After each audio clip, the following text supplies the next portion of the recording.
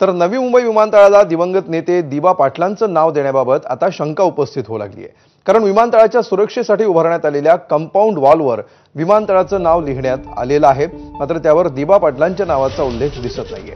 तर दुसरीकडे पनवेलमध्ये महापालिकेने लावलेल्या दिशादर्शक फलकांवर देखील नवी मुंबई विमानतळ असाच उल्लेख आहे। त्यामुळे विमानतळाला दिबा पाटलांचं नाव देण्यात येणार का असा सवाल उपस्थित झालाय। आढावा घेतलाय आमच्या प्रतिनिधींनी।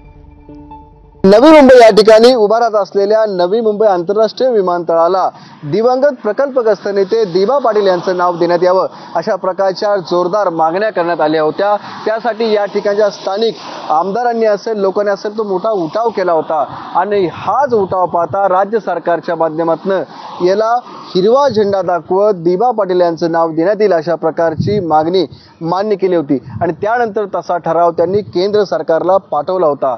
मात्र गेली अनेक महिने झाले केंद्र सरकारच्या माध्यमातून या संदर्भात कुठलाही ठोस निर्णय घेण्यात आलेला नाहीये। मी सध्या त्याच ठिकाणी आहे, तुम्ही समोर पाहताय ही जी कंपाऊंड वॉल आहे ही नवी मुंबई आंतरराष्ट्रीय विमानतळाची कंपाऊंड वॉल आहे आणि या कंपाऊंड वॉलवरती सिडको आणि इंग्रजीमध्ये या ठिकाणी सिडको आणि NMIAL अशा प्रकारचा उल्लेख करण्यात आलेला आहे। म्हणजेच हे जे इंग्लिशमध्ये जे लिहिण्यात आलेलं आहे त्याचा अर्थ असा निघतो की Navi Mumbai international airport limited अशा प्रकारचं हे लिहिण्यात आलेलं आहे। दिबा पाटलांचं नाव या विमानतळाला देण्यात येणार आहे की नाही याबाबत आता शंका उपस्थित केली जाते।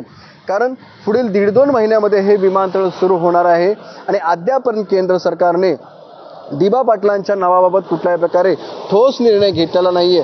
आणि दुसरीकडे अशा पद्धतीने जर संपूर्ण ठिकाणी नवी मुंबई आंतरराष्ट्रीय विमानतळाचा उल्लेख जर या शासकीय यंत्रणेने केला असेल तर मात्र आता नामकरणाबाबतचा वाद समोर येऊ शकतो। विनायक पाटील, ABP माझा, नवी मुंबई।